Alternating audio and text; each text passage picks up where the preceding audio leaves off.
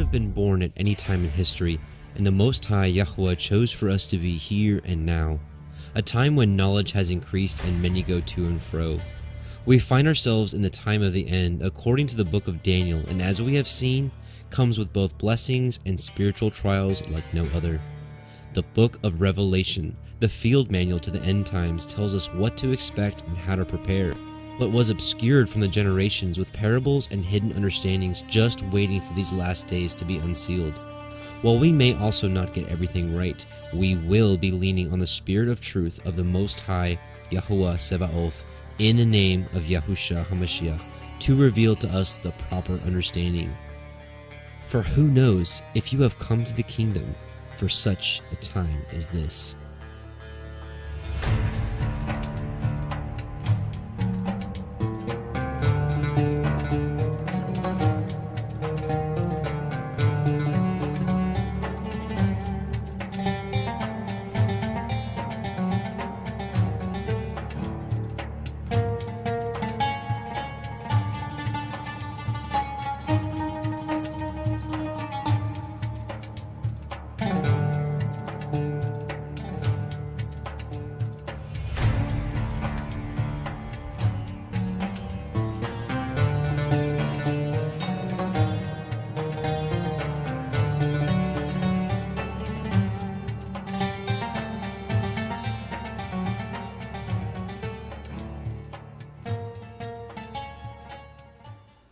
And welcome back, and Shabbat Shalom, brothers and sisters. Welcome to the Parable of the Vineyard YouTube Revelation line by line live stream.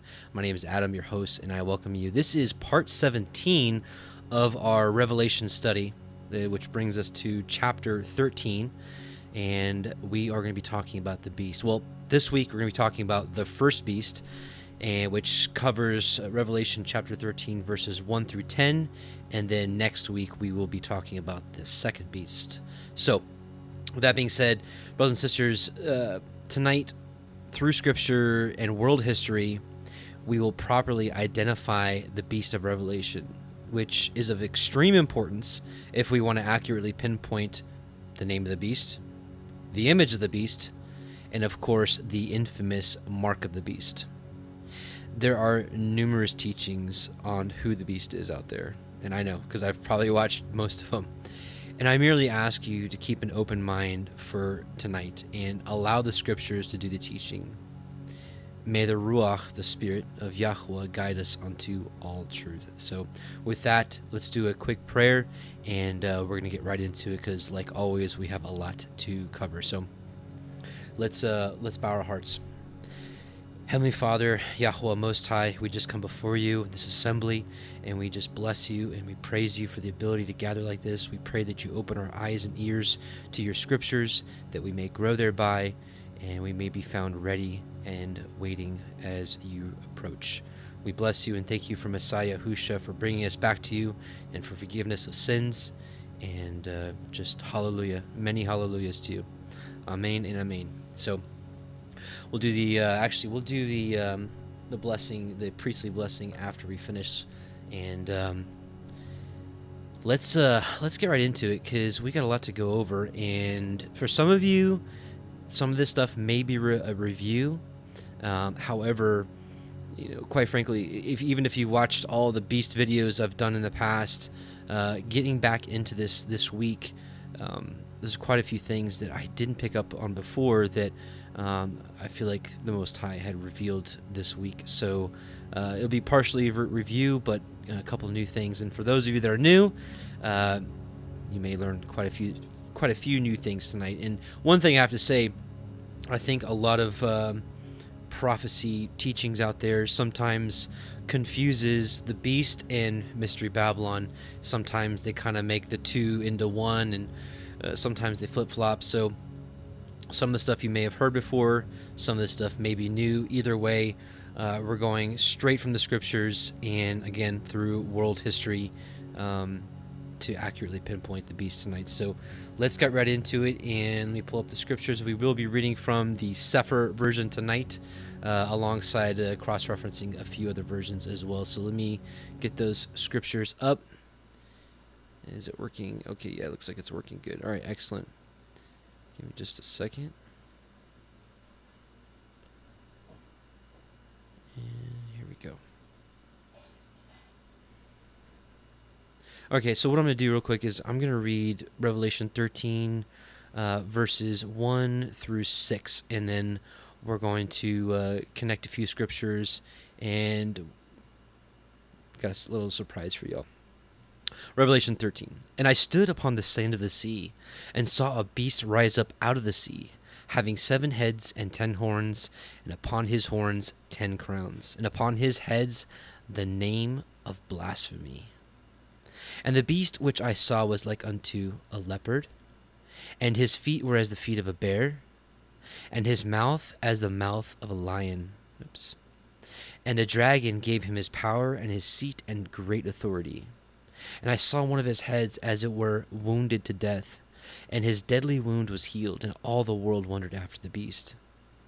And they worshipped the dragon, which gave power unto the beast, and they worshipped the beast, saying, Who is like unto the beast? Who is able to make war with him?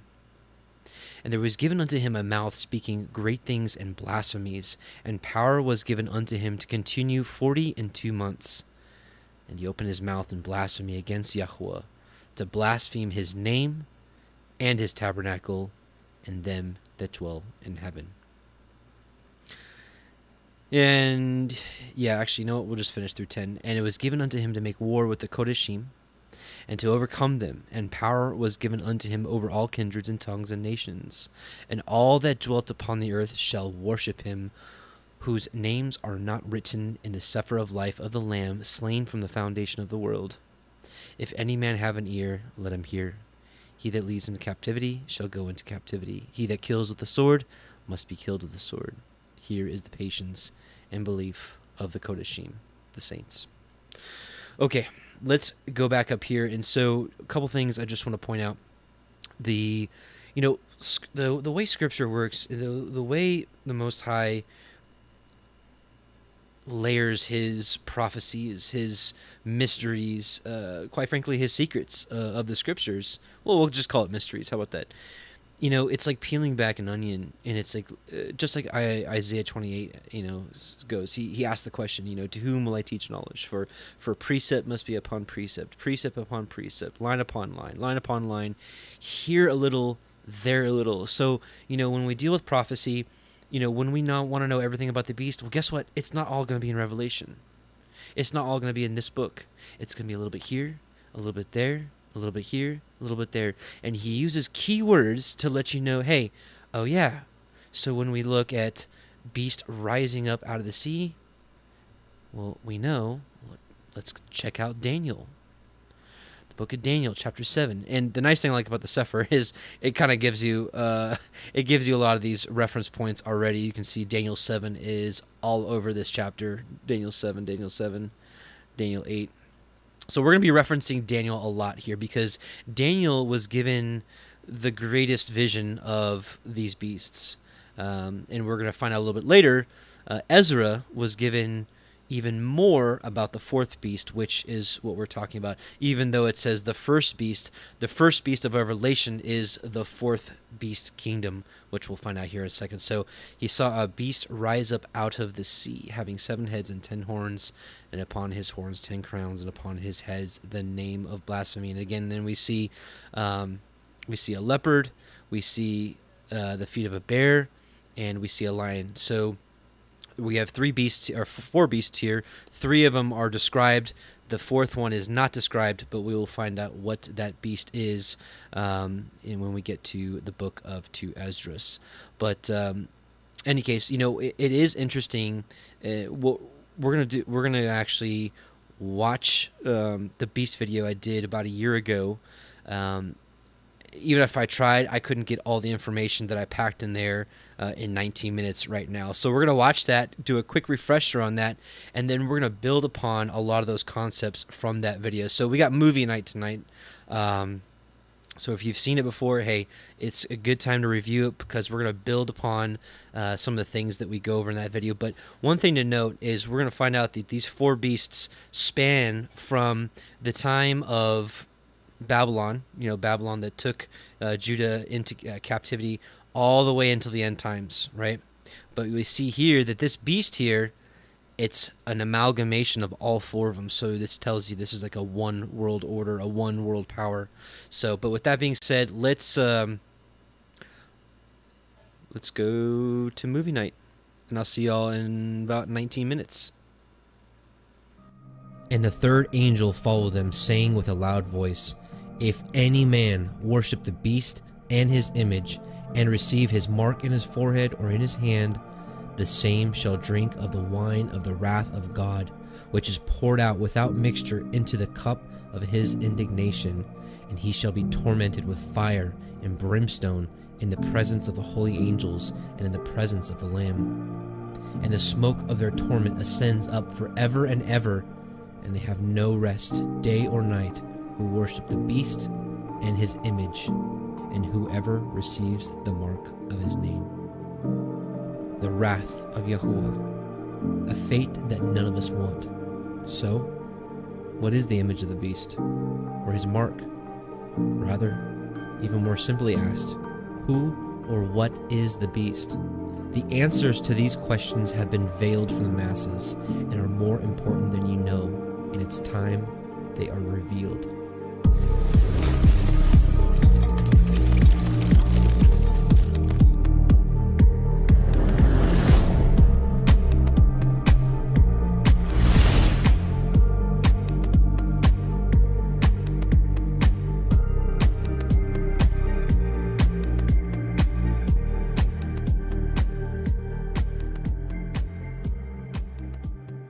Welcome to part 1.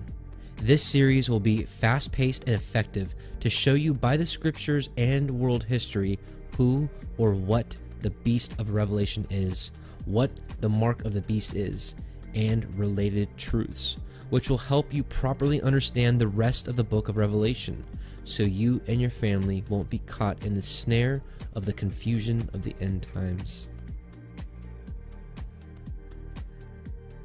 And I stood upon the sand of the sea, and saw a beast rise up out of the sea, having 7 heads and 10 horns, and upon his horns 10 crowns, and upon his heads the name of blasphemy.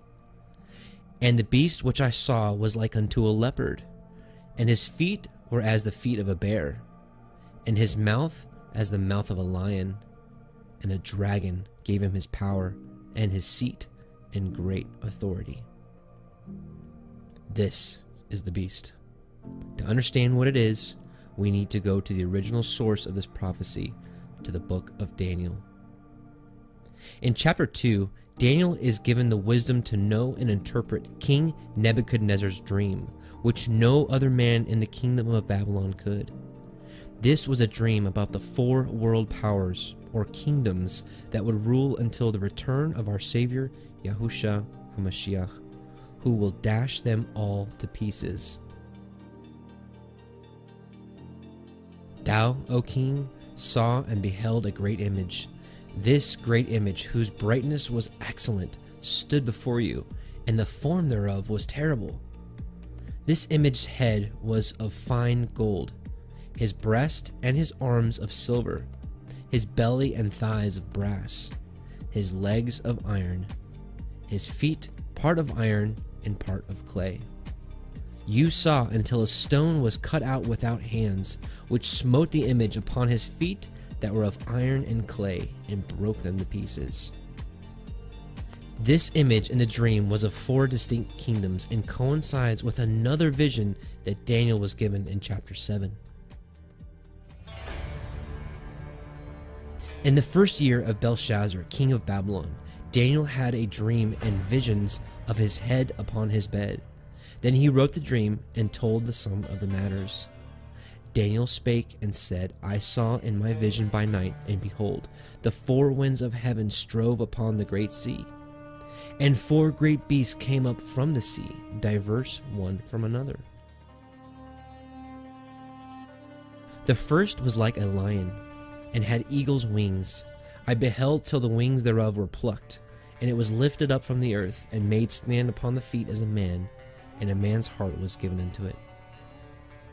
This is Babylon, the world power, the lion, the head of gold, whose national symbol was a golden lion, and as gold is unmatched with splendor, so Babylon was, which ruled until 539 BC. And behold, another beast, a second, like to a bear, and it raised itself up on one side, and it had 3 ribs in the mouth of it between the teeth of it. And they said this unto it, Arise, devour much flesh. The chest and arms of silver, the Medo-Persian Empire, with its massive 2.5 million troops, the symbol of a bear was spot on, and it was raised on one side as one portion of the kingdom was stronger than the other. 3 ribs were in its mouth, because it conquered 3 kingdoms to obtain its rule, Lydia, Babylonia, and Egypt, before it was in control to rule the earth, which was from 539 to 311 BC. After this I beheld, and lo, another, like a leopard, which had upon the back of it 4 wings of a fowl. The beast had also 4 heads, and dominion was given unto it. The belly and waist of brass, also known as bronze. The Grecian Empire, or Greek Empire, whose armor was of bronze, led by Alexander the Great, was like a leopard, as his conquests of the world were done in such a quick manner and efficiently with only 35,000 troops. The leopard had 4 heads, who were Alexander's 4 generals who split the kingdom in 4 after his death. They ruled from 311 to 168 BC. After this I saw in the night visions, and behold, a 4th beast, dreadful and terrible, and strong exceedingly, and it had great iron teeth. It devoured and brake in pieces, and stamped the residue with the feet of it, and it was diverse from all the beasts that were before it, and it had 10 horns. The legs and feet of iron. And the 4th kingdom shall be strong as iron, for as much as iron breaks in pieces and subdues all things, and as iron that breaks all these shall it break in pieces and bruise. History tells us that the Roman Empire took control in 168 BC, and as per the prophecy, will do so until the end of this world. It's also worthy to note that the Roman soldier was equipped with iron armor and a short iron sword called a gladius. No coincidence. I considered the horns, and behold, there came up among them another little horn, before whom were 3 of the first horns plucked up by the roots. And behold, in this horn were eyes like the eyes of a man, and a mouth speaking great things. And the 10 horns of this kingdom are 10 kings that shall arise, and another shall arise after them, and he shall be diverse from the first, and he shall subdue 3 kings. In the midst of the Roman rule, we see a shift in power, just as the prophecy states. The iron legs, then the feet mixed with iron and clay. During this time, the shift of power went from pagan Rome to the Holy Roman Empire, or papacy, if you will. Also at this time, there were 10 distinct kingdoms within, known as the 10 horns. The Alemanni, which eventually became Germany, the Franks, which eventually became France, the Burgundians, which eventually became Switzerland, the Suevi, which eventually became Portugal, the Vandals, the Visigoths, which eventually became Spain, the Anglo-Saxons, which eventually became the English, the Ostrogoths, the Lombards, which eventually became Italy, and the Heruli. When the power of pagan Rome declined, which was from 351 to 476 AD, the power of papal Rome increased as the church accumulated more power and influence.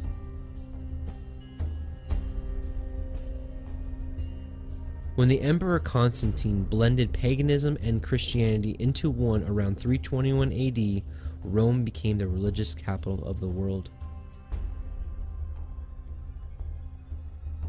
We see in Daniel 7:8 that an 11th horn, or kingdom, arose and destroyed 3 of the others to gain power.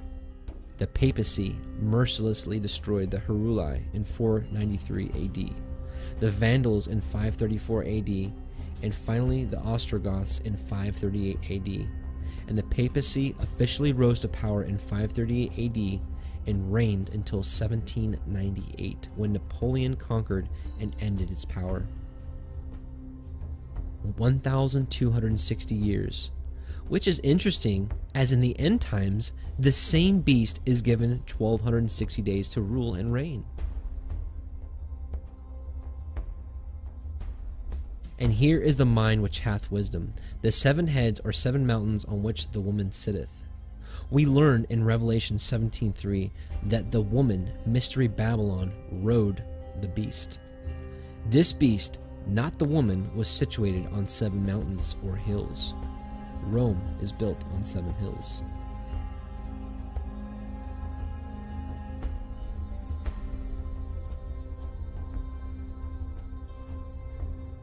And there are 7 kings, 5 are fallen, and 1 is, and the other is not yet come. And when he cometh, he must continue a short space. And the beast that was, and is not, even he is the 8th, and is of the 7, and goeth into perdition.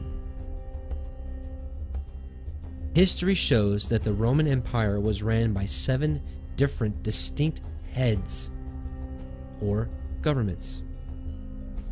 At the time of this prophecy, 5 had passed, 1 existed at the time, and 1 was yet to come.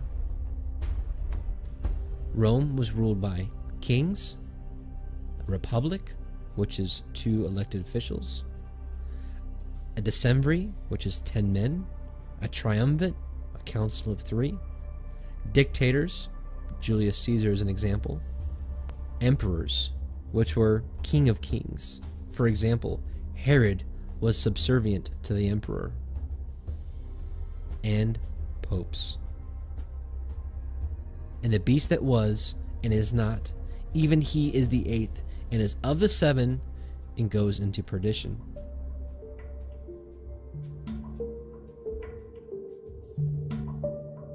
And I saw one of his heads as it were wounded to death, and his deadly wound was healed, and all the world wondered after the beast. As mentioned a moment ago, the papacy had ruled from 538 to 1798 AD, when Napoleon took control by sword and ended its reign. This wound was healed in 1929 with a Lateran Treaty, where the Vatican was given its status as its own nation, and the Pope being its king. The prophecy of the 8th is interesting in and of itself. Since the 1929 treaty, the current Pope is the 8th and is of the 7 heads of government, and as the prophecy states, will go into perdition.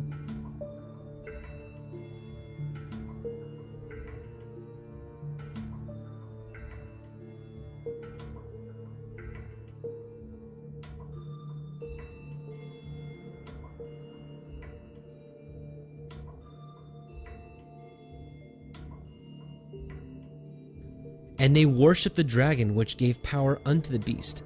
And they worshipped the beast, saying, Who is like unto the beast? Who is able to make war with him?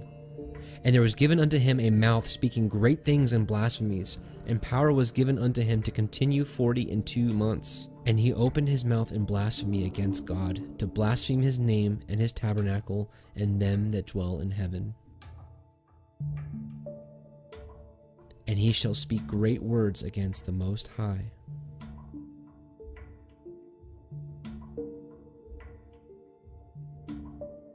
The Pope and God are the same, so he has all the power in heaven and earth. Pope Pius V. The foundation of all our confidence is found in the Blessed Virgin Mary. God has committed to her the treasury of all good things, in order that everyone may know that through her are obtained every hope, every grace, and all salvation. For this is his will, that we obtain everything through Mary. Pope Pius IX.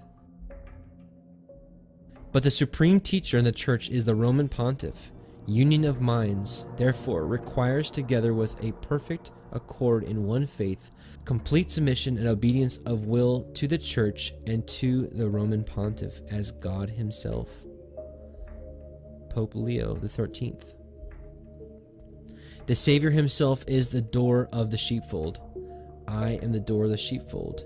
Into this fold of Jesus Christ no man may enter unless he is led by the sovereign pontiff, and only if they be united to him can men be saved. For the Roman pontiff is the vicar of Christ and his personal representative on earth. Pope John the 23rd.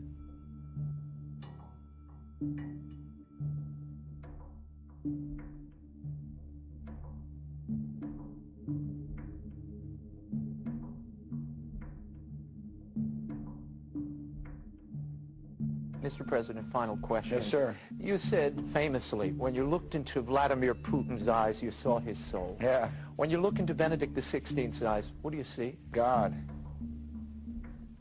Good way to end the interview. Thank you, sir. Thank you, sir. My pleasure. And think to change times and laws, and they shall be given into his hand until a time and times and the dividing of time.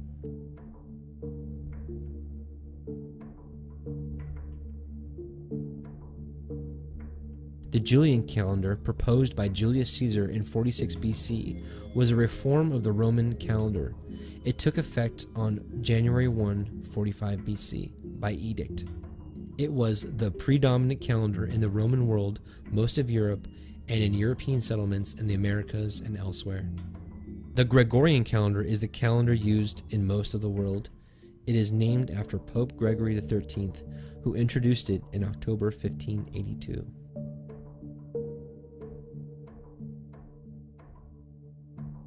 They also changed so many of Yahuwah's laws, but just on the surface level. We can easily look at the well-known 10 Commandments and see their work. The second commandment of idol worship was completely removed. No wonder, as this false religion is covered in idolatry.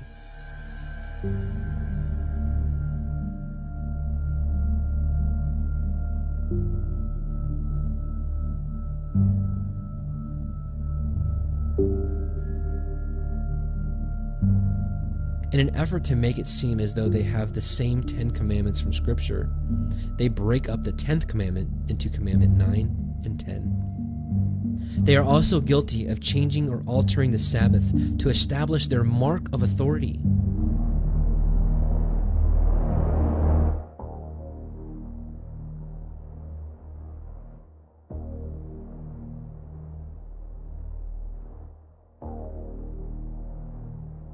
Cardinal Gibbons, in Faith of Our Fathers, freely admits, you may read the Bible from Genesis to Revelation and you will not find a single line authorizing the sanctification of Sunday.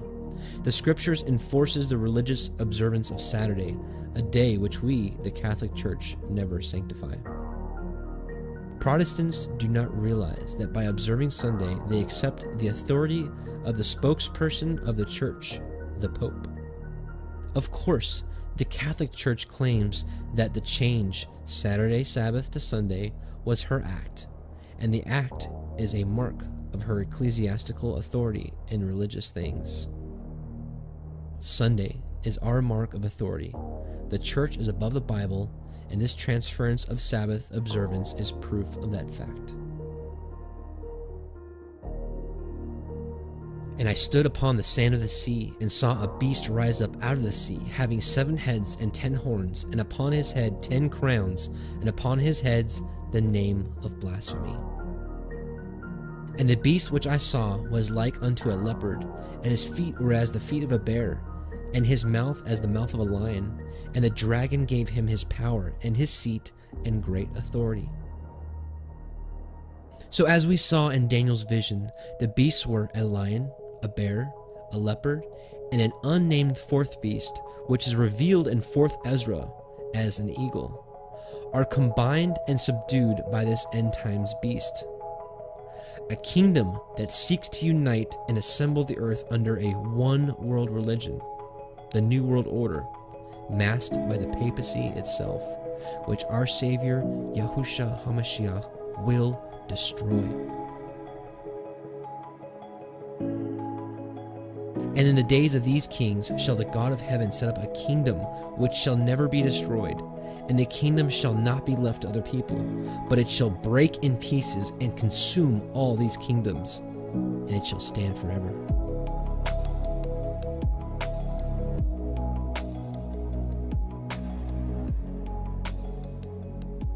Yet have I set my king upon my holy hill of Zion. I will declare the decree. Yahuwah has said unto me, You are my son. This day have I begotten you. Ask of me, and I shall give you the nations for your inheritance, and the uttermost parts of the earth for your possession. You will break them with a rod of iron. You will dash them in pieces like a potter's vessel. Be wise now, therefore, O ye kings. Be instructed, you judges of the earth. Serve Yahuwah with fear, and rejoice with trembling. Kiss the Son, lest he be angry, and you perish from the way, when his wrath is kindled but a little. Blessed are all they that put their trust in him.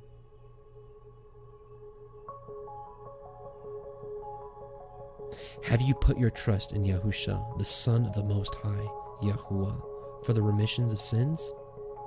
Do you keep his commandments? Do you have his mark of authority, or the mark of the beast? For all this...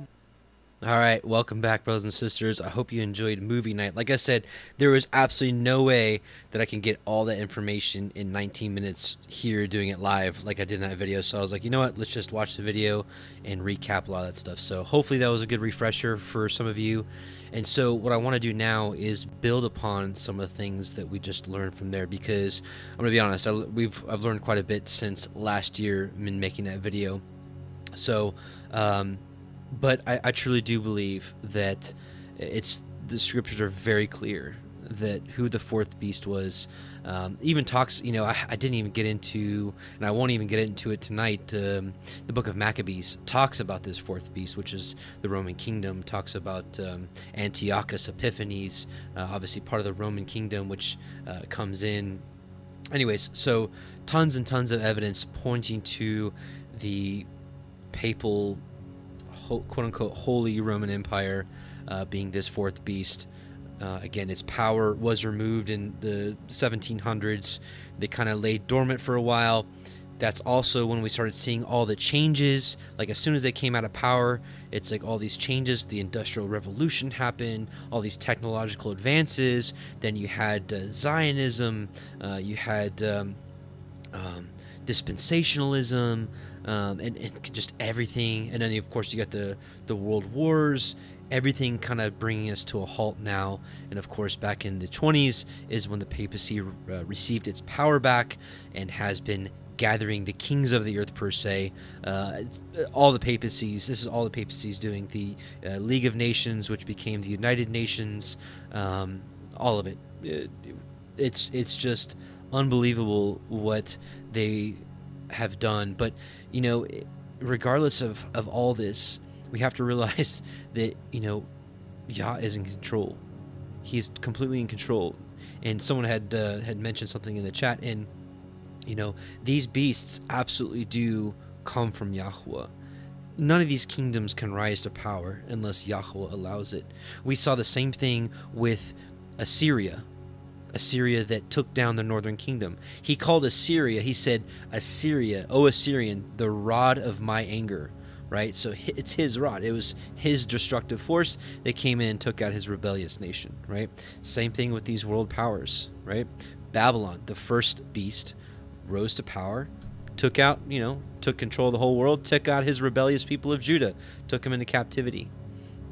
Then Medo-Persia, then the Greek Empire, and then the Roman Empire, which again has ruled the world, except for that small time that the Ottoman Empire took over, and then again Napoleon gave them the mortal head wound, and they're back in power now. We'll dig more into it here in just a second. But anyways, so again, hope you enjoyed movie night. Let's keep moving through. We got a lot to go over now, so let's build upon some of the stuff we just learned. So we're gonna go back to Daniel, and let me screen share here. Okay, so we're back in Daniel.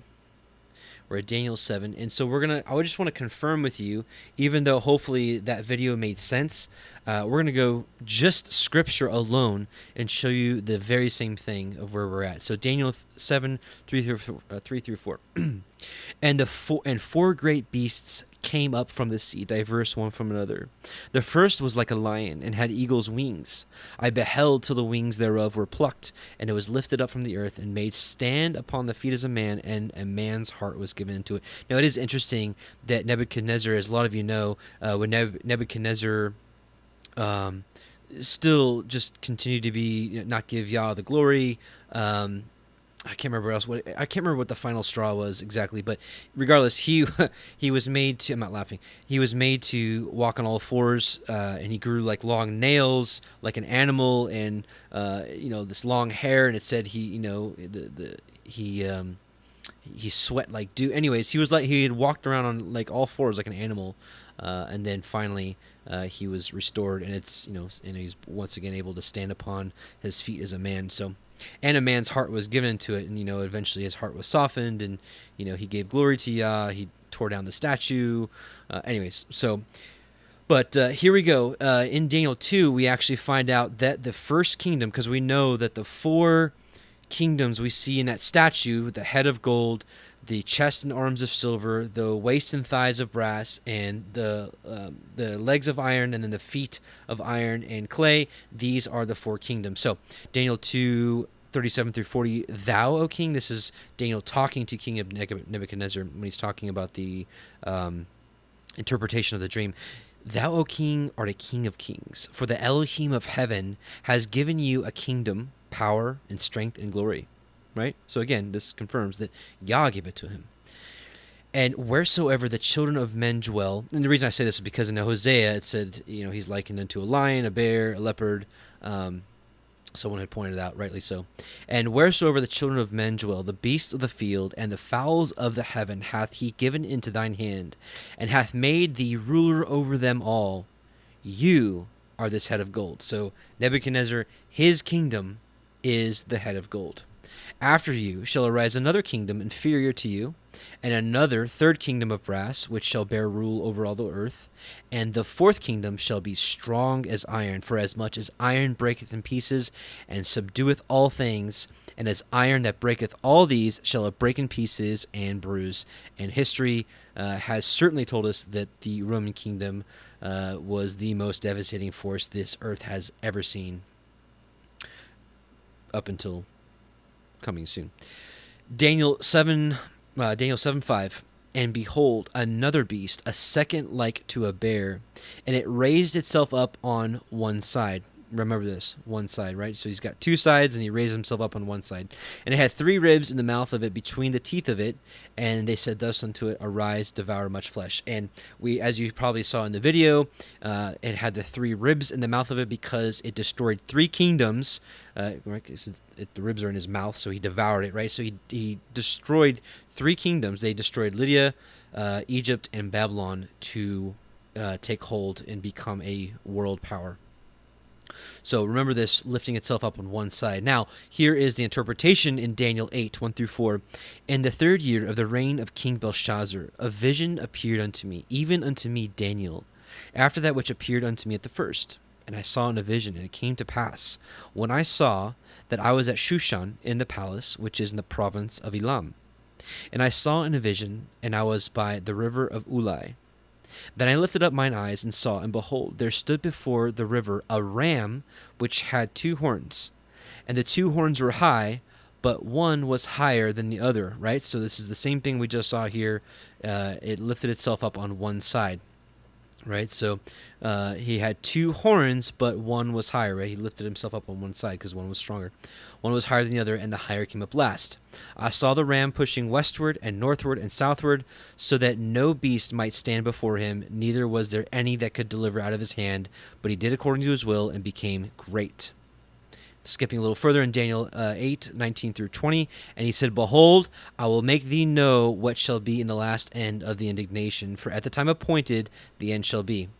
The ram which you saw having 2 horns are the kings of Media and Persia. So that confirms from us the second beast is Media and Persia. Cyrus, Darius, King Ahashverosh. Daniel 7:6. And after this I beheld, and lo, another like a leopard. This is the third beast, right? Which had upon the back of it 4 wings of a fowl. The beast also had 4 heads, and dominion was given to it. Daniel 8:5-8. And as I was considering, behold, an he-goat came from the west on the face of the whole earth, and touched not the ground, and the goat had a notable horn between his eyes. And he came to the ram that had 2 horns. So this power is coming to the king, to Medo-Persia, the second beast, right? So this third beast is coming to the second beast to destroy it, which I had seen standing before the river, and ran unto him in the fury of his power. And I saw him come close unto the ram, and he was moved with choler against him, and smote the ram, and brake his 2 horns. And there was no power in the ram to stand before him. But he cast him down to the ground, and stamped upon him, and there was none that could deliver the ram out of his hand. Therefore the he-goat waxed very great, and when he was strong, the great horn was broken, and for it came up 4 notable ones towards the 4 winds of heaven. Anybody that knows your history, that's obviously, this is Greece. This is Alexander the Great, and at the height of his power, when he destroyed, he died at a very young age, and his 4 generals took up his kingdom and broke it up into 4 parts, and that's what it's saying right here. But here is straight from the scriptures telling you who it is. Daniel 8:21-22. Again, this is the third beast, and the rough goat is the king of Grecia, Alexander the Great. Also in the book of Maccabees, it also talks about Alexander the Great by name. By name? I can't remember if it's by name. And either way, it talks about the king of Greece. And the great horn that is between his eyes is the first king. Now that being broken, whereas 4 stood up for it, 4 kingdoms shall stand up out of the nation, but not in his power. And just to give you a quick little look at that, let me see if I can zoom in here a little bit. Right, so this is Alexander's kingdom broken up into 4 parts. You had Ptolemy, here in Egypt and in this area here, Cassander. You had Seleucus here, and Lysimachus. Anyway, so these are the 4. Someone's gonna, I'm sure, laugh at me right now because I'm probably pronouncing it wrong. But anyways, these are the 4 horns, that the 4 generals that spread out his kingdom into 4 individual kingdoms. Right, so 4 kingdoms shall stand up out of the nation, but on his power. Daniel 7:7-12. After this I saw in the night visions, and behold, a 4th beast. So now we are talking about this first beast, right, of Revelation. The reason it's called the first beast here is because there's 2 beasts in Revelation, right? The first beast in Revelation is the 4th beast we're talking about right now. A 4th beast, dreadful and terrible and strong exceedingly, and it had great iron teeth.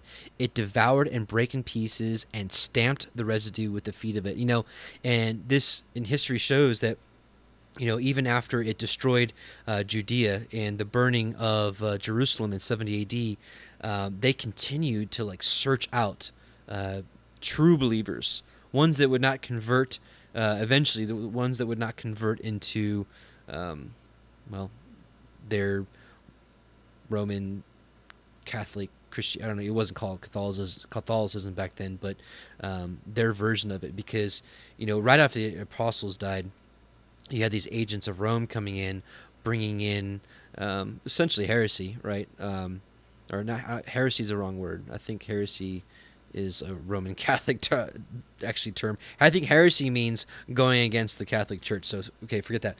Bringing in blasphemous doctrines, and essentially hiding the truth of the true Sabbath, the true feast days, the Torah, of course, keeping the commandments, in favor of the Roman doctrines and their synchronicity, their mixing of pagan worship with putting in and slapping our Messiah on the face of it as their cover, for this new religion. So anyways, they stamped the residue with the feet of it because they just continued to hunt these people down, and people that were not convert. I mean, this all went all through the ages, the Inquisition. People that would not convert, they would burn, they would, just torture them. This is definitely stamping the residue with the feet of it. And it was diverse from all the beasts that were before it. Why? Because, well, this was all the kingdoms had a religion. Babylon had a religion. They served Bel, the dragon. They all had their religions, but this was think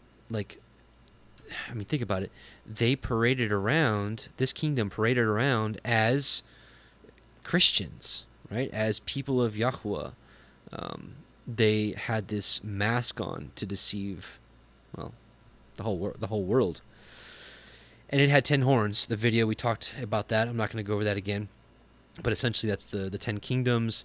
And as we'll see here, they root up 3 of them. They destroyed 3 entire nations so that they could assume power.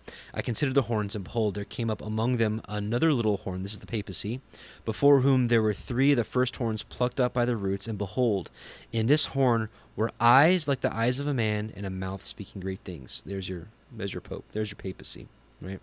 And we talked about speaking great things, and just a couple more we'll talk about here. Well, if this website will work. Yeah, okay. Blasphemous Roman Catholic statements. I think we read a few of these, so we won't spend a whole lot of time here, but the Pope, here's a quote, "The Pope and God are the same, so he has all power in heaven and earth." Pope Pius V quoted it, and here's your quote, here's your citation. "The foundation of all of our confidence is found in the Blessed Virgin Mary. God has committed to her the treasury of all good things, in order that everyone may know that through her are obtained every hope, every grace, and all salvation. For this is his will, that we obtain everything through Mary." Pope Pius IX. This is just straight up just blasphemy, right? You can't find this anywhere in the scriptures. This is something completely made up by men and doctrine of men, and nothing new under the sun. They put this mask of the Virgin Mary of it, but it's the same old thing. This is worshiping the Queen of Heaven, which you can find in the book of Jeremiah. This is what the children of Israel were guilty of right as the armies of Nebuchadnezzar came in and destroyed everything. Yahweh asked Jeremiah a question. He's like, "Do you see what the people do? I'm loosely quoting, the children gather wood, so the father can prepare a fire, and the women bake cakes to the Queen of Heaven." Same thing, nothing new.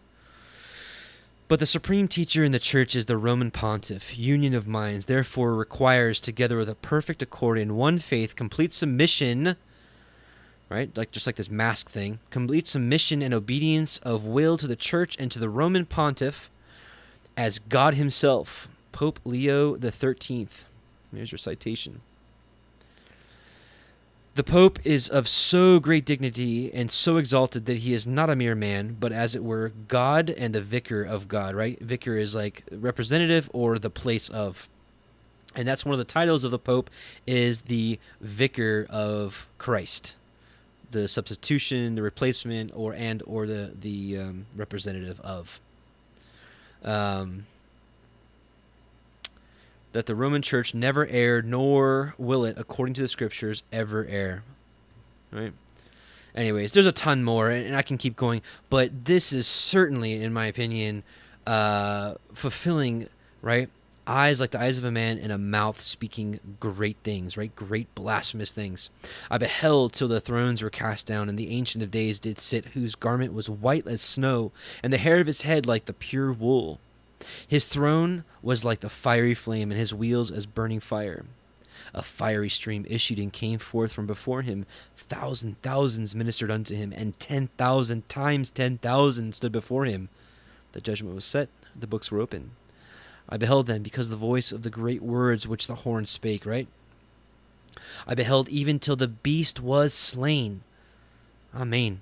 And his body destroyed and given to the burning flame. As concerning the rest of the beasts," now here, listen to this. "As concerning the rest of the beasts," so the fourth beast, this kingdom was destroyed, right? "As concerning the rest of the beasts, they had their dominion taken away, yet their lives were prolonged for a season of time." Why? Because the timeline goes, Yahusha comes down, New Jerusalem. The armies of the earth are gathered together by the beast, right, and the kings of the earth. He throws the kings of the earth and the false prophet and Satan into the pit, and they are bound, and Satan is bound for 1,000 years during the reign, the 1,000-year reign.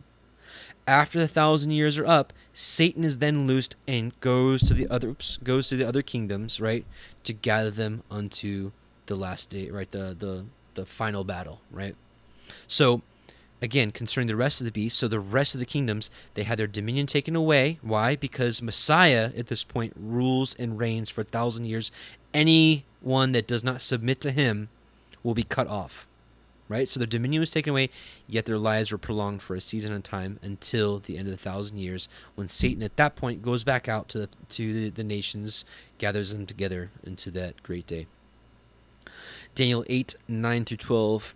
And out of one of them came forth a little horn, which waxed exceeding great. So this was continuing after Alexander, the 4 generals. They spread off their kingdom, and out of one of these 4 kingdoms, right, out of one of them came forth a little horn, which waxed exceeding great toward the south, toward the east, and towards a pleasant land. So he spread out, and he became a world power. And it waxed. So this is Rome, and it waxed great, even to the host of heaven. Who's the host of heaven? Well, hopefully you've seen the last few episodes. But essentially the hosts of heaven are the children of Yahweh. And it cast down some of the hosts and the stars to the ground, and stamped upon them. Yea, he magnified himself even to the prince of the host, and by him the daily sacrifice was taken away, and the place of the sanctuary was cast down. And here you go, daily sacrifice taken away. That was all. That the daily sacrifice was concluded with the final offering of for sin offering, which was Messiah Yahusha offering himself up, while the Jews offered him up. Of course, it was the Romans who did nail him to the stake, the pole, the tree, whatever you want to call it. Regardless, he was hung on a tree for us, and by his blood we were healed. But by him, right, by this beast, the Romans, daily sacrifice was taken away, and the place of the sanctuary was cast down. 70 A.D., destroyed by the Romans. And an host was given him against the daily sacrifice by reason of transgression, and it cast down the truth to the ground, and it practiced and prospered. So what is casting down the truth to the ground?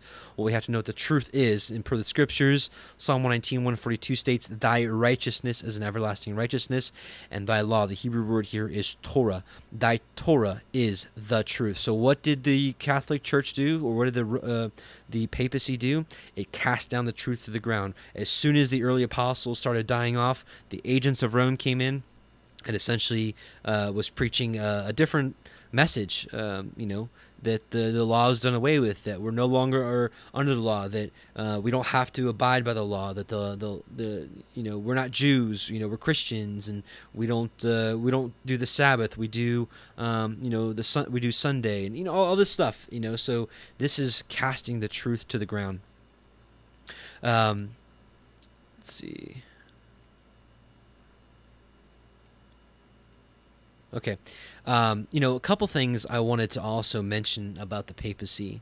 Here's just a couple of things. This is a very short list of, this is probably not even a tenth of some of the things that they've done, but this is just a short list of what the papacy has instituted and or organized, lest we forget the Inquisition.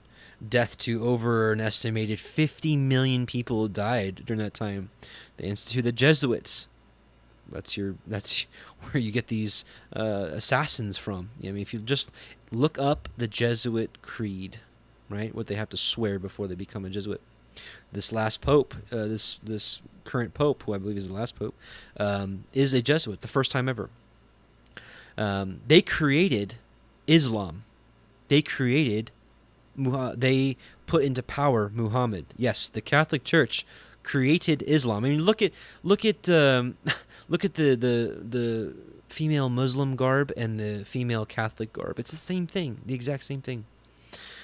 The papacy is responsible for Zionism, this modern day Zionism, this false state of Israel Zionism. They are responsible for changing of the calendars. You had the Julian calendar and the Gregorian calendar.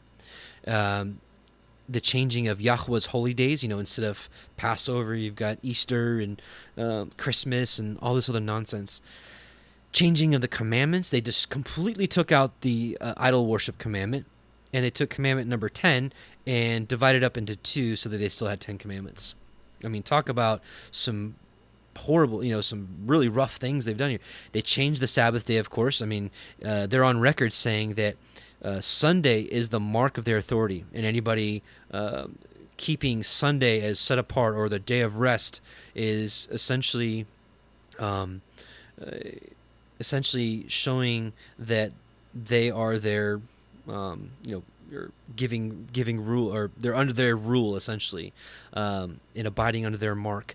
I have to say, a lot of you ask me what the mark of the beast is. Listen, could it be vaccines? Could it be a microchip? I don't know.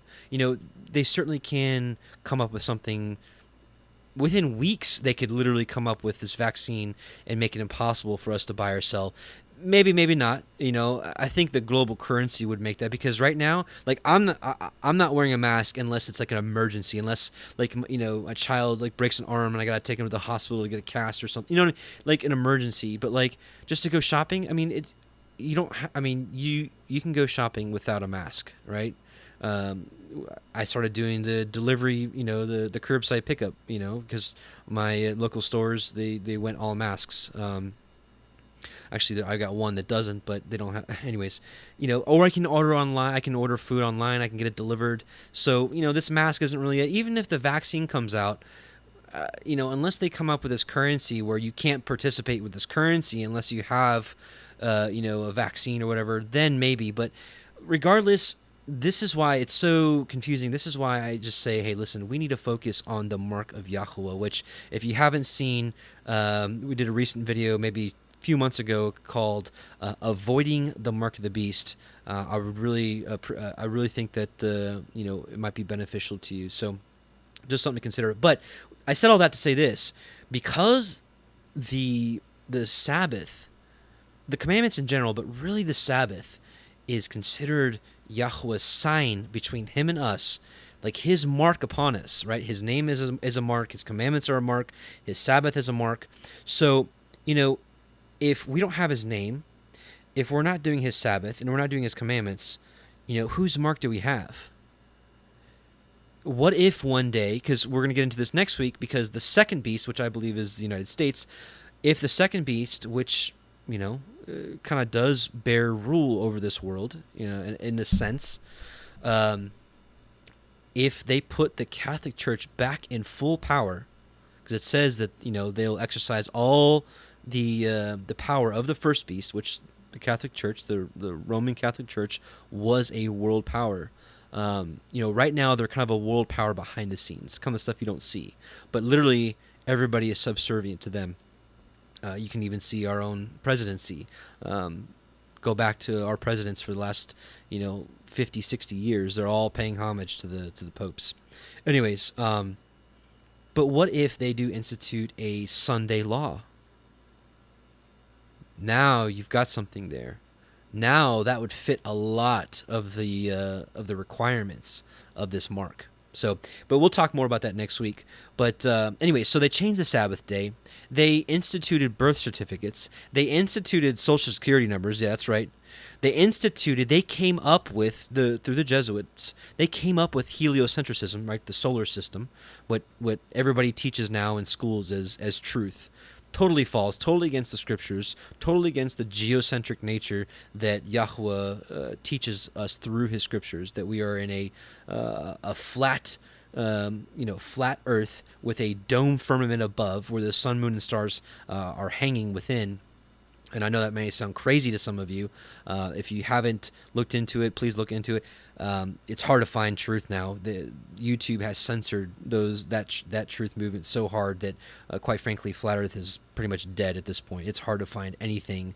It's just like some of the old false flags that happened over the last 5 years. They've scrubbed all the good videos. They've banned the good channels that had the best content. Same thing with Flat Earth. It's hard to find. But for some of you that know Christian truthers, matter of fact, I want to show you a really good video if you are interested in looking into this.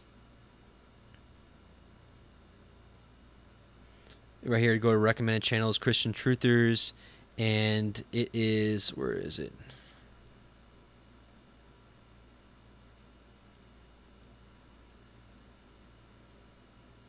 Where is it? Right here. It's called Flat Earth Flooding the Church by Christian Truthers. It's only 17 minutes. It'll give you a quick sneak peek into what this topic is about.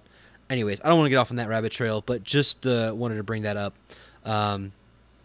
But they also introduced the Big Bang Theory. They reintroduced the worship of statues and brought it into Christianity. Mary worship, the Queen of Heaven, sun worship, celibacy of priesthood.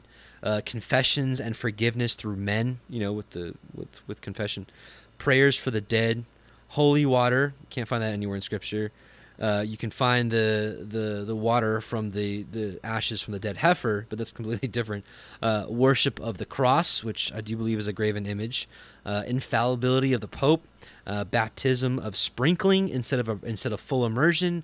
And they do have the largest telescope in the world named Lucifer. It's this large binocular telescope.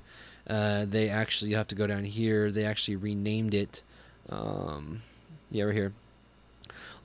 Originally Lucifer, large binocular telescope, near infrared spectroscopic utility with camera, an integral field unit for extragalactic research. Lucifer, yes, yes, owned by the Vaticana. Anyway, so just a couple things, and it's like I just search over here, just search, search this for yourself. So look at everybody that's come to pay homage to the papacy. It's unbelievable, and you'll notice this is actually a creepy little rule here. But look, all women have to wear all black and these veils to see the Pope, right? Certain women have certain women have different privileges to not do that, but the average person, even celebrities, women like the Queen of England, she's allowed to meet him without a black dress on. But anyways, I mean, like all the leaders of the world paying homage, everybody paying homage.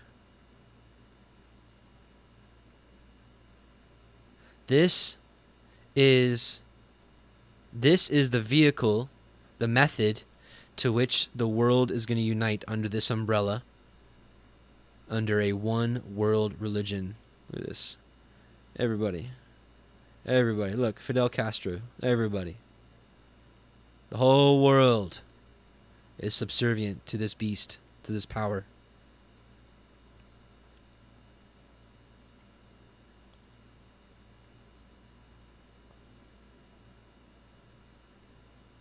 Anyways, I could do this all day long. Look it up for yourself one day. Look at all the celebrities that come and pay homage. Look, yeah, you got the veil, the black dress, the veil. Isn't that weird? It's like the Black Bride. Whew. Scary stuff. Not scary stuff, actually. Well, I'm not saying it's not scary stuff. It's just creepy stuff. How about that? Creepy stuff. We're not to have fear of man or his devices, what they can do. Nothing. None of that stuff. So, here we go. And this is Daniel 8:24. And his power shall be mighty, but not by his own power. Right? Why is it not his own power? Why? Because the dragon, this is Revelation 13:2, the dragon gave him his power and his seat and great authority. And he shall destroy wonderfully, and shall prosper and practice, and shall destroy the mighty people and the holy people. History will tell you who destroyed, 70 A.D. Jerusalem. Rome sacked it, destroyed it, burned her with fire. And through his policy he shall cause craft to prosper in his hand, and shall magnify himself in his heart. We saw some of those great things, that swelling words that the papacy was speaking. And by peace shall destroy many. And this is what the papacy has always covered their agendas with, is peace, peace, peace. What's he speaking about right now? World peace, coming together, uniting the world, uniting all the interfaith movement. He shall also stand up against the prince of princes, right? But he shall be broken without hand.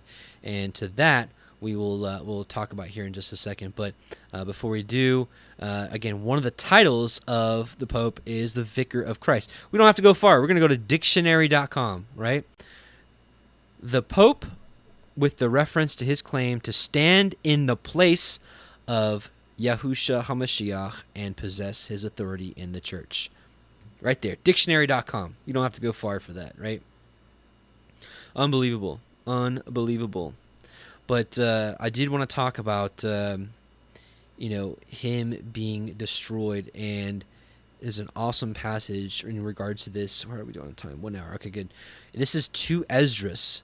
2 Esdras is also known as 4th Ezra. It was included in the 1611 KJV and many other translations. It was considered scripture until mid to late 1800s when the Protestants removed it they gave enough pressure, and it was removed out of the KJV, and then subsequently other versions after they folded and removed, just straight up moved 14 books just like that, gone. And this is one of them. So 2 Esdras 13, we're going to I'd love to read the whole chapter, but just because we have so much more to go over, I'm just going to kind of skip around here, and you'll be able to get the point. So 2 Esdras 13, 1 through 8, and this is a vision of the beast being destroyed. After 7 days I dreamed a dream in the night, and behold, a wind arose from the sea and stirred up all its waves. And I looked, and behold, this wind made something like the figure of a man come up out of the heart of the sea. And I looked, and behold, that man flew with the clouds of heaven, and wherever he turned his face to look, everything under his gaze trembled. And whenever his voice issued from his mouth, all who heard his voice melted as wax melts when it feels the fire.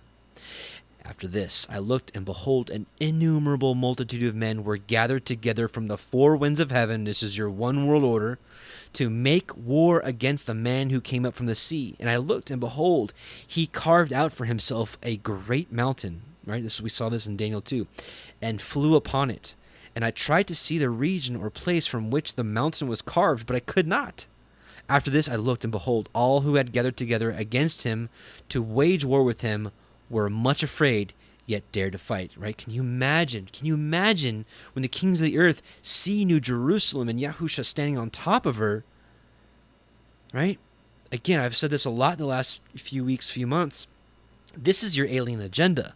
This is your Independence Day. This is all these movies where you see everybody, all the nations of the world, putting their problems aside, right?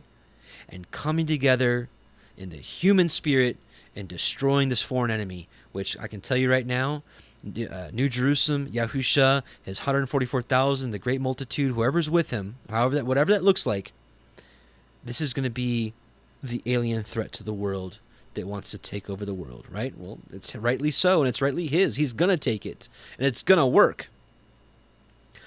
Skipping down to verse 25. This is where we get the interpretation from the angel Uriel. This is the interpretation of the vision. As for you, you're seeing a man come up from the heart of the sea. This is he whom the Most High has been keeping for many ages, who himself will deliver his creation, and he will direct those who are left.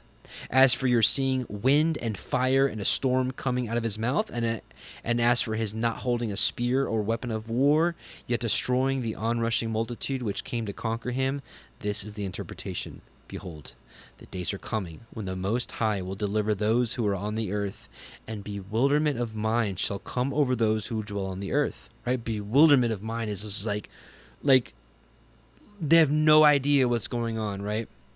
I don't think there's any Hollywood movie that can prepare people for the terrible sound of the trumpet that's coming. and the sight of New Jerusalem coming out of the heavens, and the heavens being rolled back like a scroll. And they shall plan to make war against one another, city against city. Here's your Matthew 24, right? Nation against nation, birth pains, right? Make war against one another, city against city, place against place, people against people, and kingdom against kingdom, right? This is the calamity. This is the wars. This is all this tension that we've had over these last 100 years or so. And when these things come to pass, the signs occur which I showed you before, then my Son will be revealed, whom you saw as a man coming up from the sea. And when all the nations hear his voice, every man shall leave his own land and the warfare that they have against one another, and an innumerable multitude shall be gathered together, as you saw, desiring to come and conquer him. So again, everybody's guns are at each other, world wars, tensions, and then whoop! Now we have a common enemy. My problems aren't so big with you anymore. Let's get this massive structure. Let's take it over.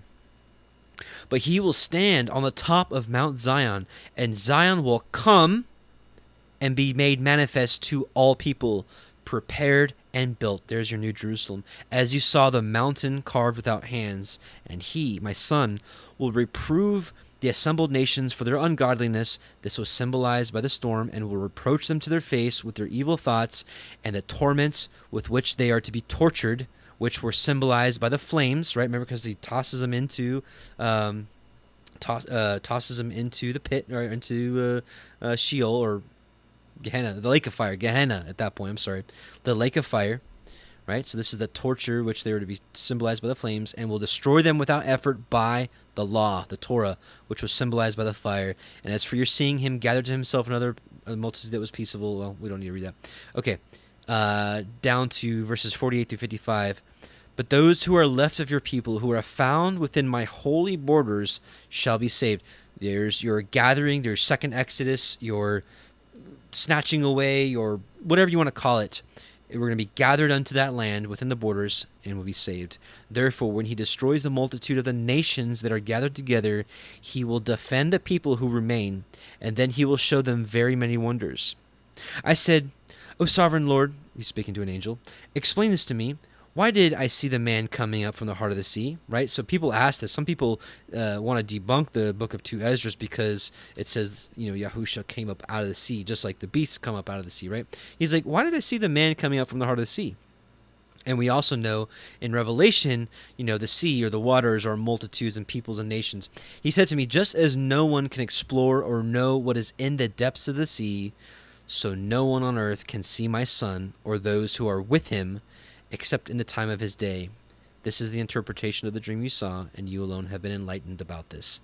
Because you have forsaken your own ways, and have applied yourself to mine, and have searched out my law, my Torah. Nothing is different today, brothers and sisters. Don't let man's religion tell you any different. Don't let, For you have devoted your life to wisdom, and called understanding your mother. So praise be to Yahuwah. So, also, we saw earlier that, let's see, I'm going to pull the, whoops, wrong one. We saw earlier that the beast would be prolonged for, this is Daniel 8. As concerning the rest of the beasts, they had their dominion taken away, yet their lives were prolonged for a season at a time. I just wanted to show you that scripture and why they're prolonged, because in Revelation 26-8, blessed is and holy is he that hath part in the first resurrection. On such the second death hath no power, but they shall all be priests of Elohim and of Mashiach, and shall reign with him 1,000 years. And when the 1,000 years are expired, Satan shall be loosed out of his prison, and shall go out to deceive the nations which are in the four quarters of the earth, Gog and Magog, to gather them to the battle, to the number of whom is as the sand of the sea. So this is why they are preserved. Let's see. I want to pull this up here. Okay, we already talked about that.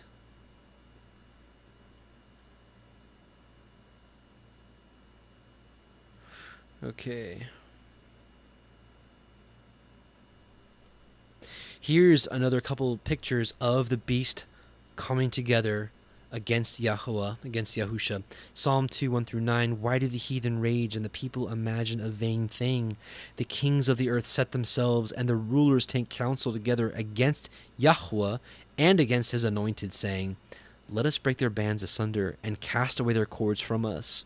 He that sitteth in the heavens shall laugh. Yahweh shall have them in derision. Then shall he speak unto them in his wrath, and vex them in his sore displeasure. Yet I have set my king upon my holy hill of Zion. He set his king upon New Jerusalem, Mount Zion. I will declare the decree. Yahweh hath said unto me, you are my son, this day I have begotten you. Ask of me, and I shall give you the heathen, the nations, right, the other nations. This is the assembled nations against them, for thine inheritance, and the uttermost parts of the earth of thy possession. And you shall break them with a rod of iron, and shall dash them in pieces like a potter's vessel. If you remember when we were reading in Daniel earlier, in Daniel chapter 2, at the end of the vision of the statue, which is the four kingdoms, he comes with New Jerusalem and shatters them to pieces. And here's another vision of that here in Psalm 2. Psalm 48, 1 through 6. Here's another vision of the kings of the earth, being guided by the beast, being gathered by the beast to this day. Great is Yahweh, and greatly to be praised in the city of our Elohim, in the mountain of his holiness. Beautiful for situation. The joy of the whole earth is Mount Zion. On the sides of the north, the city of the great king. Elohim is known in her palaces for a refuge. For lo, the kings were assembled. They passed by together. They saw it, and they so marveled. They were troubled and hasted away. Fear took hold upon them there, and pain as of a woman in travail, and none shall escape. It's also in, I think it's in, I actually didn't pull this up earlier, but I think it's also in Isaiah 13. Talks about this woman in travail, right? And they shall be afraid. Pangs and sorrows shall take hold of them. They shall be in pain as of a woman that travaileth. They shall be amazed at one another, and their faces shall be as flames. If you remember the 2 Esdras passage that we read not too long ago, they gathered together. It said that they were scared, yet dared to fight, right? And, here we go. Okay, yeah, we already read that.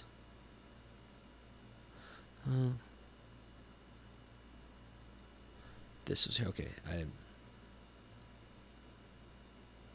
Revelation 19, through 20, and I saw the beast and the kings of the earth and their armies, right? So this is these visions we're seeing right here. This is in Revelation 19. So the beast and the kings of the earth and their armies gathered together to make war against him that sat on the horse and against his army. And the beast was taken, and with him the false prophet that wrought miracles before him, with which he deceived them that had received the mark of the beast, and them that had worshipped his image.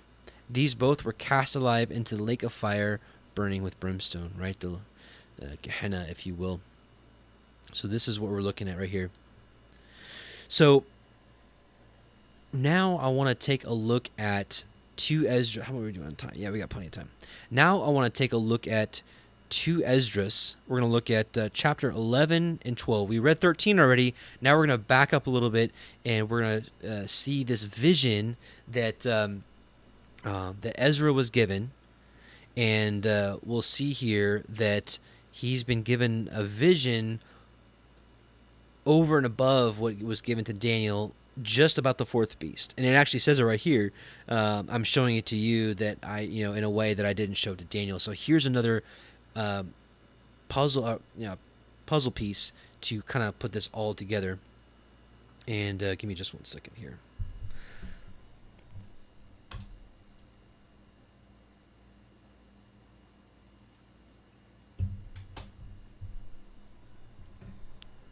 Okay.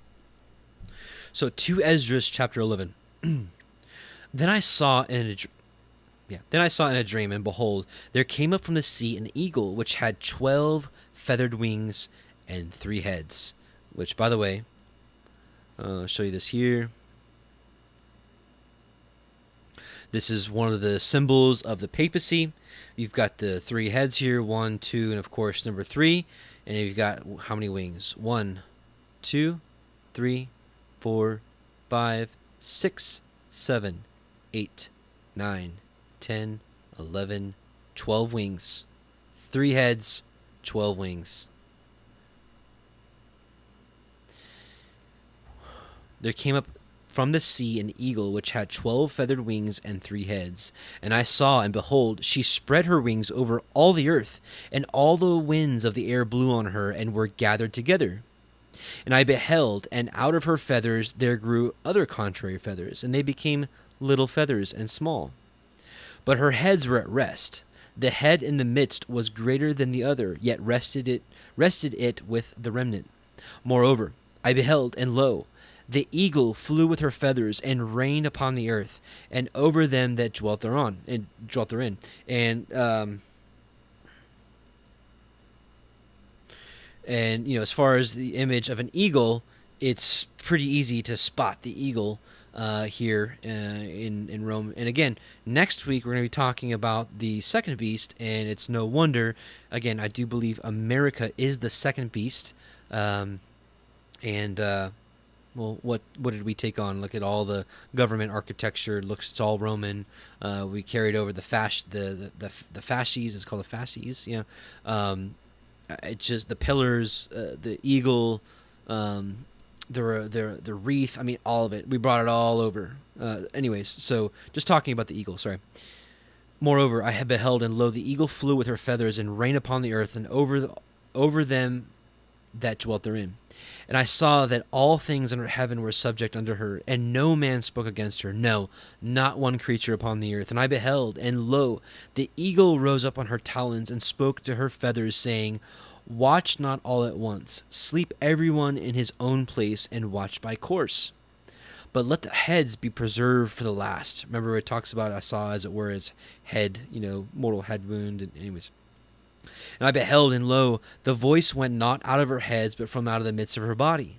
And I numbered her contrary feathers, and behold, there were 8 of them. And I looked, and behold, on the right side there arose 1 feather, and reigned over all the earth. And so it was, that when it rained, the end of it came, and the place thereof appeared no more. So the next following stood up and reigned, and had a great time. I guess he had a great time.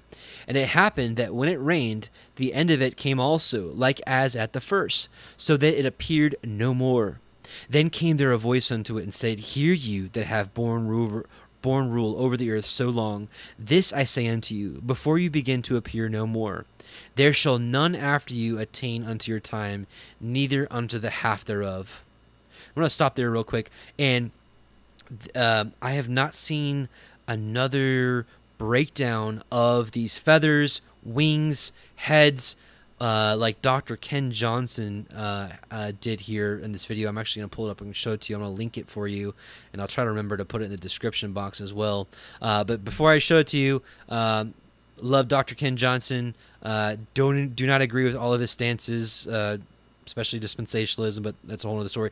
But, that's the thing we have to understand. We can still glean from one another. Even though we don't agree on everything, I can still glean good stuff from somebody I disagree with on a bunch of other stuff. They may have that right, just like I may have quite a few things right and have some things wrong, right? So we have to be willing to recognize wisdom when it's given. And I do believe that Dr. Ken Johnson has been given wisdom on this matter. Let's see here. Actually, I'll just search it so you can see the thumbnail. Yeah, we'll just do this.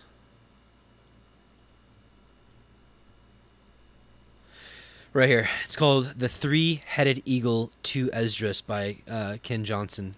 Which, by the way, Dr. Ken Johnson also has his own translation of the Book of Jasher.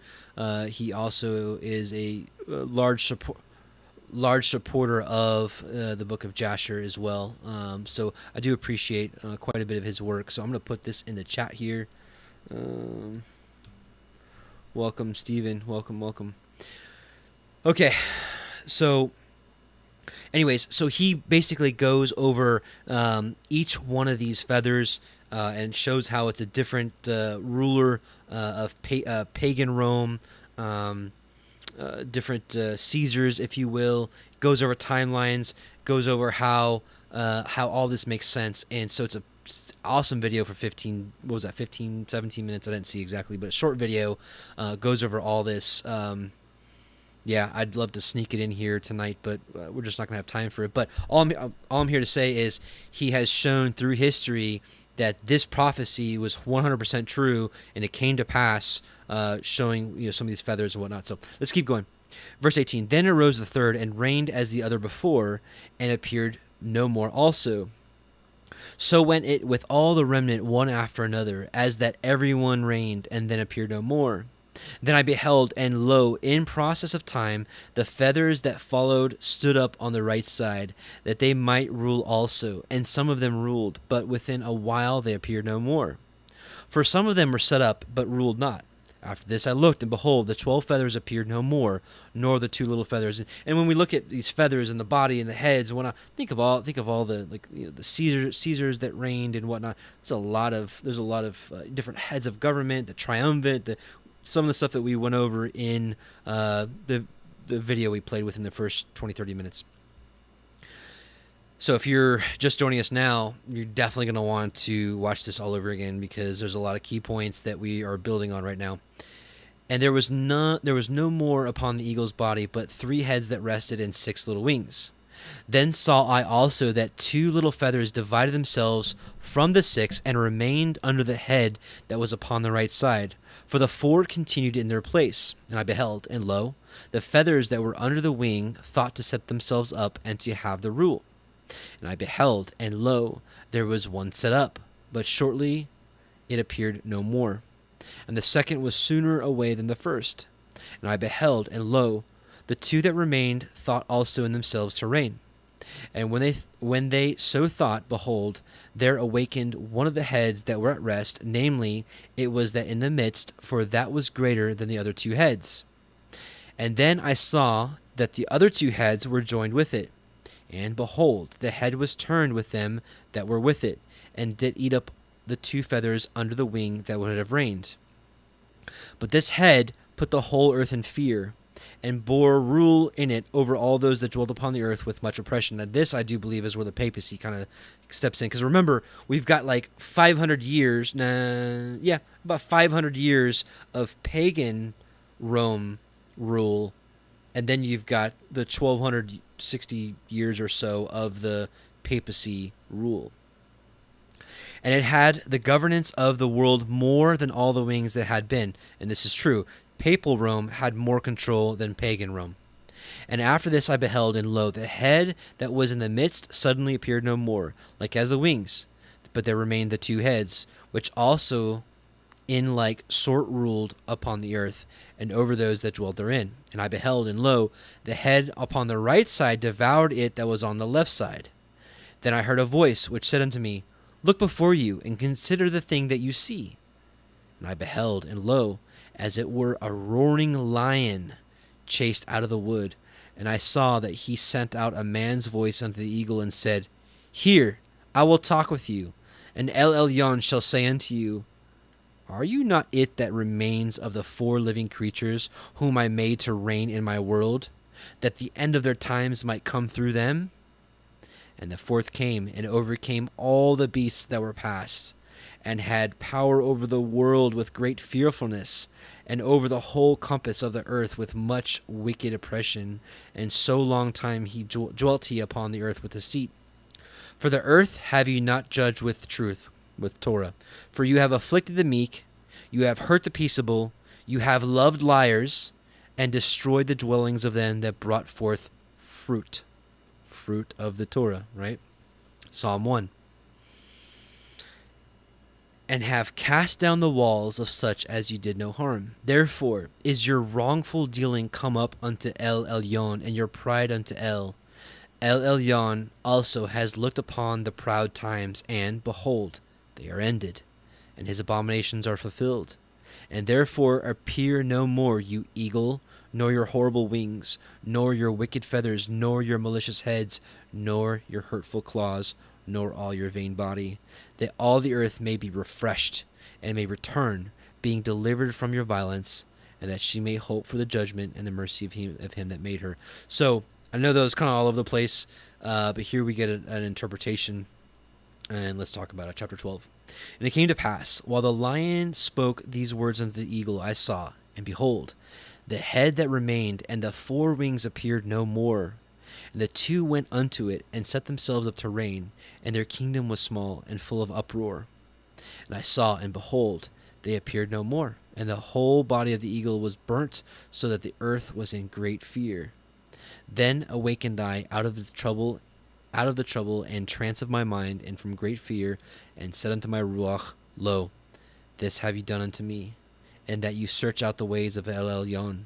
Lo, yet am I weary in my mind, and very weak in my ruach, and little strength is there in me, for the great fear wherewith I was afflicted this night. Therefore will I now beseech El Elyon, that he will comfort me unto the end. And I said, Yahweh Adonai, if I have found grace before your sight, and if I am justified with you before many others, and if my prayer indeed is come up before your face, comfort me then, and show me your servant the interpretation and plain difference of this fearful vision, that you may perfectly comfort my soul. For you have judged me worthy to show me the last times. And he said unto me, This is the interpretation of the vision. The eagle whom you saw come up from the sea is the kingdom which was seen in the vision of your brother Daniel. But it was not expounded unto him. Therefore, now I declare it unto you. Right? So it was not fully explained to Daniel. Now he's fully explaining it to Ezra. Behold, the days will come, that there shall rise up a kingdom upon the earth, and it shall be feared above all the kingdoms that were before it. And we know that this was the truth of Rome. In the same shall 12 kings reign, one after another, whereof the second shall begin to reign, and shall have more time than any of the 12. Which, by the way, I hear quite often, that the beast is the Muslim Caliphate or Islam or what was the other one? Ottoman Empire. We got to realize that the Muslims, the Islam, the Caliphate. This is all a creation of the papacy, the Vatican, the Roman Catholic Church. These are just pawns in their game, right? So the pawns aren't going to overtake the creator or the assembler of these entities. And this do the 12 wings signify which you saw. As for the voice which you heard speak, and that you saw not to go out from the heads, but from the midst of the body thereof, this is the interpretation. That after the time of the kingdom there shall arise great strivings, and it shall stand in peril of falling. Nevertheless, it shall not fall, but it shall be restored again to his beginning. And whereas you saw the 8 small under feathers sticking to her wings, this is the interpretation. That in him there shall arise 8 kings, whose time shall be but small, and their years swift. And 2 of them shall perish in the middle of their time approaching, 4 shall be kept until their end begin to approach, but 2 shall be kept unto the end. And whereas you saw 3 heads resting, and it is interesting that you've got 2 popes alive, right, at this last time. And whereas you saw 3 heads resting, this is the interpretation. And the last days shall El Elyon raise up 3 kingdoms, and shall renew many things therein, and they shall have dominion of the earth. And of those that dwell therein, with much oppression above all those that were before them. Therefore are they called the heads of the eagle. For these are they that shall accomplish his wickedness, and that shall finish his last end. And whereas you saw that the great head appeared no more, it signifies that one of them shall die upon his bed, and yet with pain. For the 2 that shall remain shall be slain with a sword. Now it is interesting. Now I don't know if this is actually talking about the popes, but it is interesting that the last 3 popes, right? 2 of them are still alive. The third one, Pope John Paul II, died on his bed with excruciating pain. So interesting. Look it up for yourself. Look up how John Paul II died on his bed in great agony. For the sword of the one shall devour the other, but at the last he shall fall through the sword himself. And whereas you saw 2 feathers, I don't know how that works right here. This may not apply to the papacy, but I just felt like those other two verses were pretty interesting.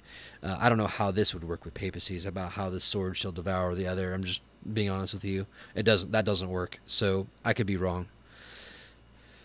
And where this whole section in 2 Esdras chapter 11 and 12, I'm just straight up honest with you, I still don't. Yahweh hasn't showed me all these things, and maybe it's for another time. But this still does relate to everything we're talking about, so I wanted to share it with you. And there are a few things that we can kind of pick apart here. Some of you may know some of this stuff better than I do. I don't know. I'm not going to claim wisdom I don't have, and I don't have it here. And whereas you saw 2 feathers under the wings passing over the head that is on the right side, it signifies that these are they, whom El Elyon has kept unto their end. This is the small kingdom and full of trouble, as you saw. And the lion whom you saw rising up out of the wood and roaring and speaking to the eagle and rebuking her for her unrighteousness with all the words which you have heard, this is the anointed which El Elyon has kept for them and for their wickedness unto the end. He shall reprove them and shall upbraid them with their cruelty, for he shall set them before him alive in judgment, and shall rebuke them and correct them. For the rest of my people shall he deliver with mercy, those that have been pressed upon my borders, and he shall make them joyful until the coming of the day of judgment. And, they're going to be joyful during that 1,000-year reign, whereof I have spoken unto you from the beginning. This is the dream that you saw, and these are the interpretations. Only you have been meet to know this secret of El Elyon. Therefore, write all these things that you have seen in a sefer and hide them. Right? This is, in 2 Ezra chapter 14, we find that some books Yahweh wants for the public, and some books he wanted to be held back only for the wise to read. And teach them to the wise of your people, whose hearts may comprehend and keep these secrets. But wait here yourself 7 days, yet 7 days more, that it may be showed you whatsoever it pleases El Elyon to declare unto you. And with that, he went his way. And we'll stop right there. So, any case, I wanted to share that dream vision of you of the eagle, and also wanted to also share with you that it was, in fact, the 4th beast, which is unnamed in Daniel and in Revelation as far as what kind of animal it represents. It is only in 2 Esdras that it is revealed that it is an eagle, and again, very easily seen from the Roman Empire with the eagle. A lot of these world powers over the years have had an eagle as their symbol. Like Egypt still carries it. America has it. Again, do believe America is the second beast. We'll be talking about the second beast of Revelation in next week. So a couple of things about another thing about this 4th beast, aka first beast of Revelation, is 2 Baruch chapter 39. Let's see. Here we go. Chapter 39 of 2 Baruch. And he answered and said unto me, Baruch, this is the interpretation of the vision which you have seen. As you have seen the great forest, which is lofty and rugged mountains surrounded, this is the word. Behold, the days come, and this kingdom will be destroyed, which once destroyed Zion, this is Babylon, and it will be subjected to that which comes after it. Moreover, that also again after a time will be destroyed, and another, a third beast, third kingdom, will arise, and that also will have dominion for its time and will be destroyed. And after these things, a 4th kingdom will arise, whose power will be harsh and evil far beyond those which are before it. And it will rule many times as the forest on the plain, and it will hold fast for times, and will exalt itself more than the cedars of Lebanon. Again, even though the Ottoman Empire did have kind of a world dominance for a couple hundred years, maybe, I think it was 300, 400, 500 years, they did not rule nearly as long as Rome. When you take into consideration the pagan Roman kingdom morphed into the Holy Roman Kingdom Empire, not even close. We're talking about, more like together combined, like 16, 1700 years. And it will hold fast for times, and will exalt itself more than the cedars of Lebanon, which we saw those words, those great swelling words it was speaking.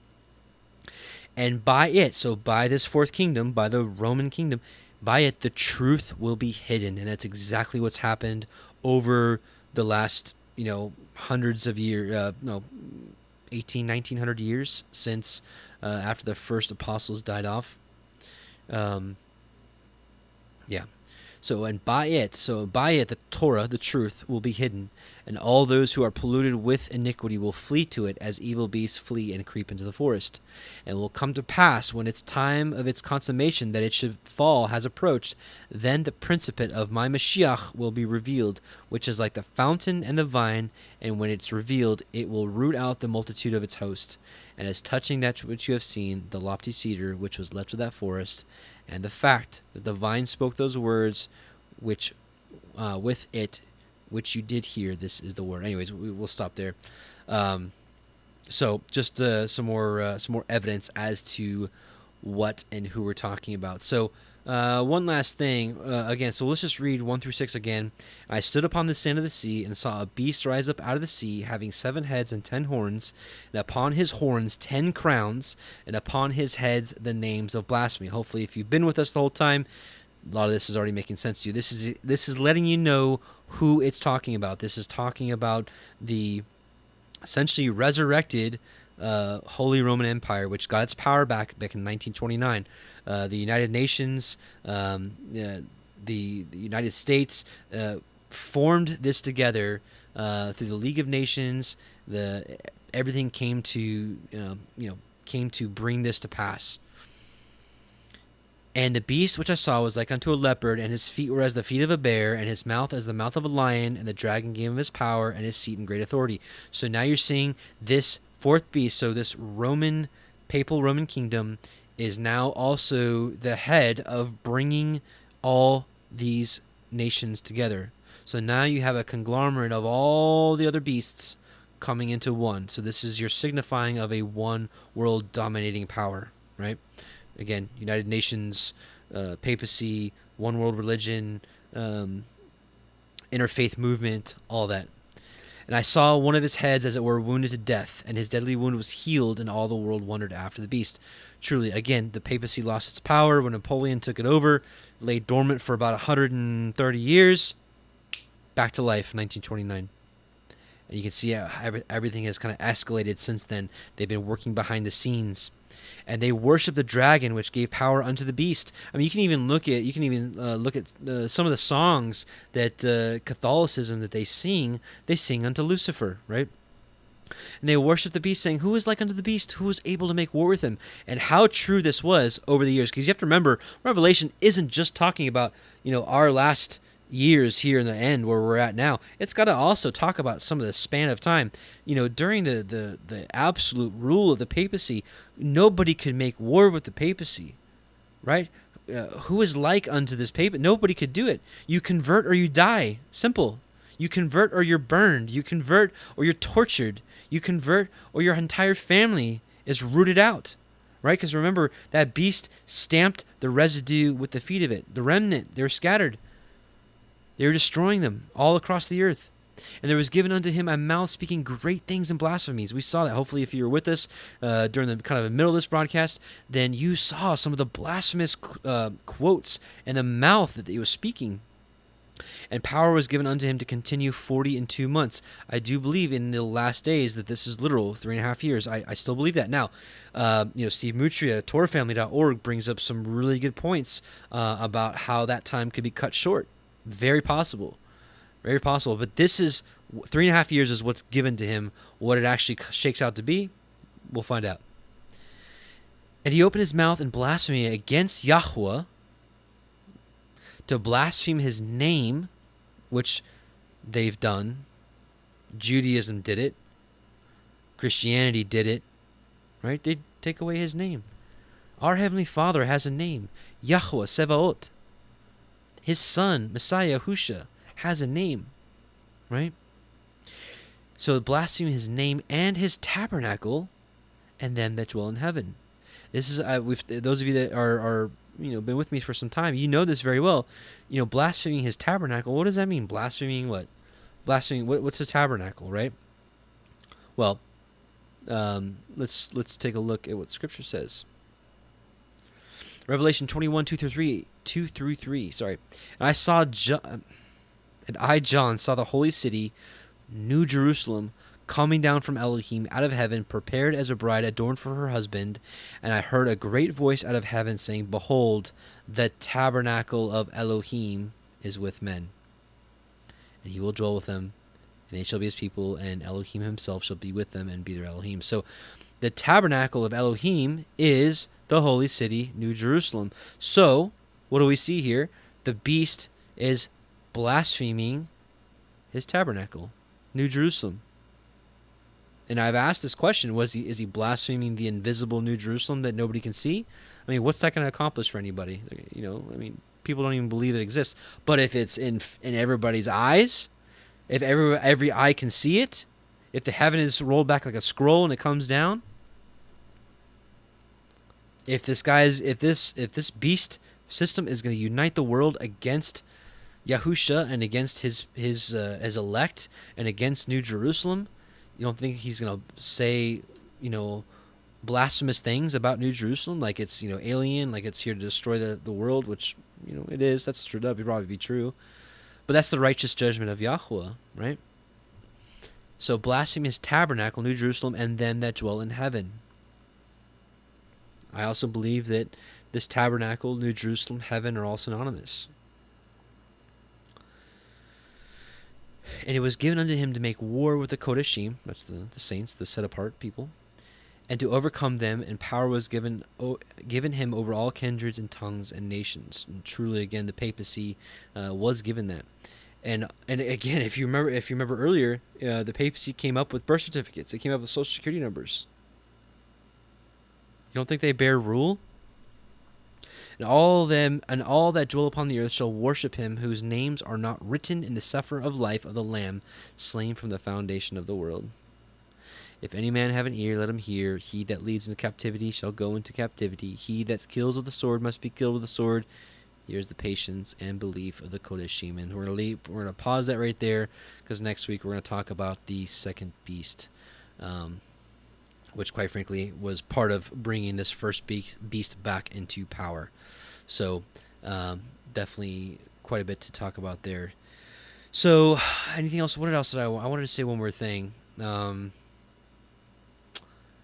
but I forgot it, so I guess it wasn't that important. So anyways, brothers and sisters, I pray that maybe you learned something new. Maybe you didn't learn anything. Maybe it was just a good refresher for some of you. Regardless, I pray that it was a blessing before the Most High. I pray that He was here amongst us in this congregation, this assembly, because assembly just means a public gathering, and here we are. This is a public gathering, even though we can't see each other's faces. Or you can see mine, but I can't see all yours.